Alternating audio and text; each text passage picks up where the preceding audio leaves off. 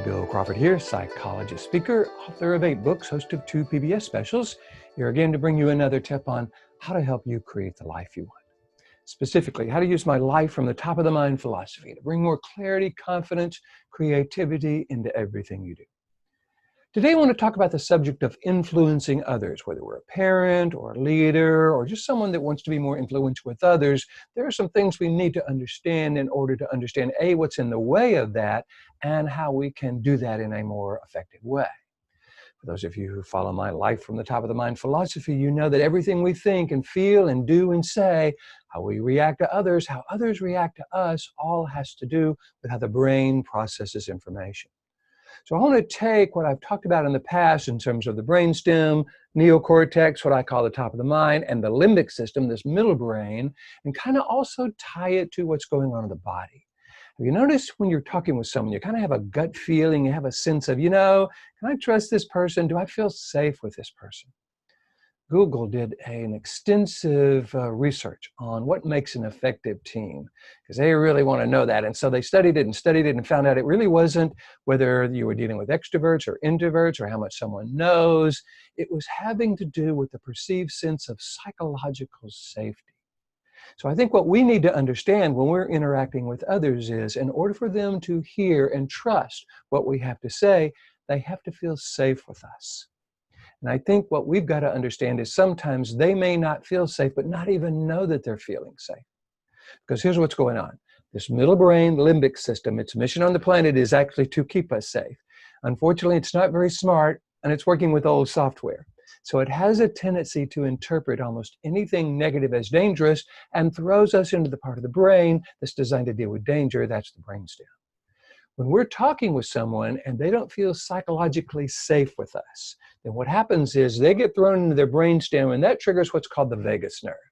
Vagus nerve is the mind-body connection. It's the nerve that connects the brain to the body and the body back up to the brain. So it kind of goes both ways.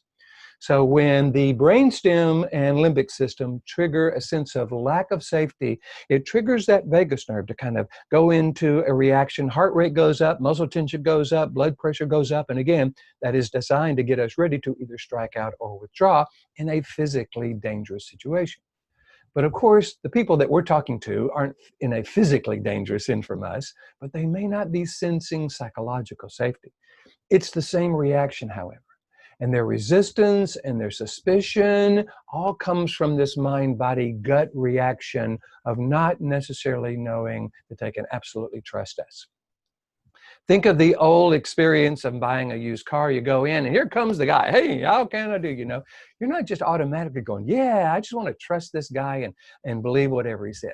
You almost get a sense that there's some sort of game being played here, some sort of a situation going on where you don't feel you can really trust what this person is saying. So here's what we want to do.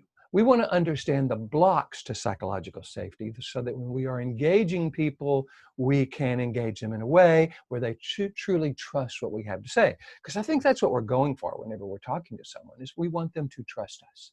We believe we are trustworthy, but they may not be perceiving that. So there are basically 6 blocks to psychological safety. Number 1, our negative state of mind.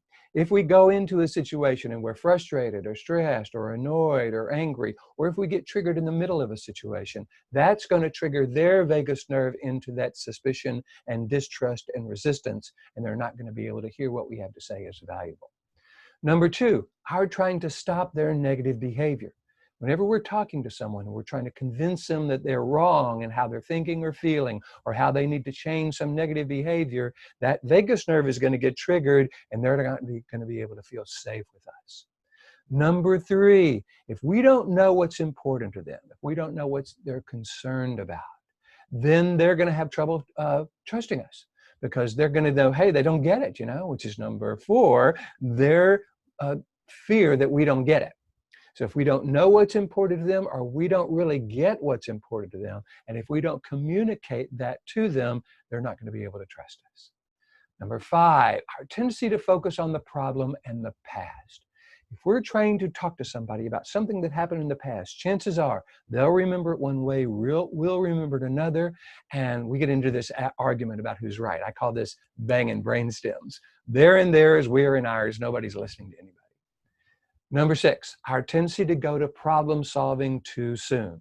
You never want to go to problem solving until someone has shifted from the problem brain to the solution brain, from the resistant brain to the receptive brain. So in my book, Life from the Top of the Mind, I go into 6 steps to deal with these 6 problems. It has to do with going into a conversation already in the top of the mind. So we are bringing certain qualities and characteristics to that conversation with the goal of people feeling safe. You know, sometimes asking someone, hey, do you feel safe with me? Or is there something you need from me to feel safe in this conversation? Think about our kids. Think about our spouse. Think about the people at work. If they don't feel safe with us, then they're not going to be able to hear what we have to say as valuable. Going into the conversation, not trying to stop their negative behavior, but actually bring out their best.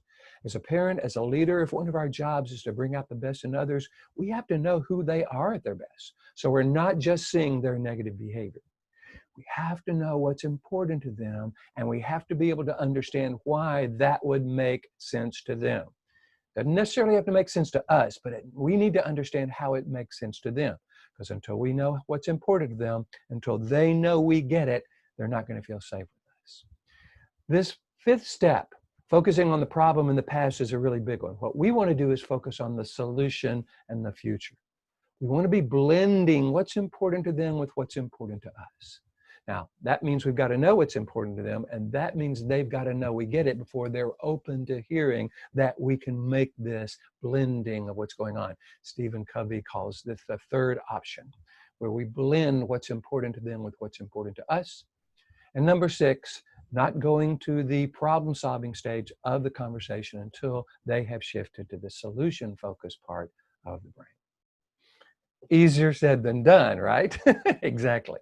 So this is what I do. I get to go around the world teaching leaders and parents and organizations and individuals how to engage another so that they feel psychologically safe with us, so that they hear what we have to say is valuable. So we shift from that resistant brain to the receptive brain and now begin to create a solution-focused conversation. If you feel this would be valuable to your organization, your family, your school, you want me to come and help you learn this, all you got to do is go to my website, billcrawfordphd.com, or just Google Bill Crawford PhD. I'll come up on the first page. Hit the contact button. Let me know what you're interested in. I would love to talk with you about that. Feel free to get the book because it's in the book. This is now on Audible. And I now am putting my parenting book on Audible as well. I'll kind of keep you posted on that as well. I hope you're enjoying these videos. If you do, please hit the like button. You know how people love it when you like it. Share it with your friends if you feel it's valuable. Feel free to subscribe to me on YouTube. I post one of these new videos every week. I take my life from the top of the mind system and apply it to parenting and relationships and anxiety and leadership and core values and communication and influence and all the things that a psychologist ought to know. I like to bring this brain science into it. So I'm not just telling you what you already know, but I'm allowing you to talk about how the brain functions and how the brain is connected through the body, through this vagus nerve, in order to be able to do that.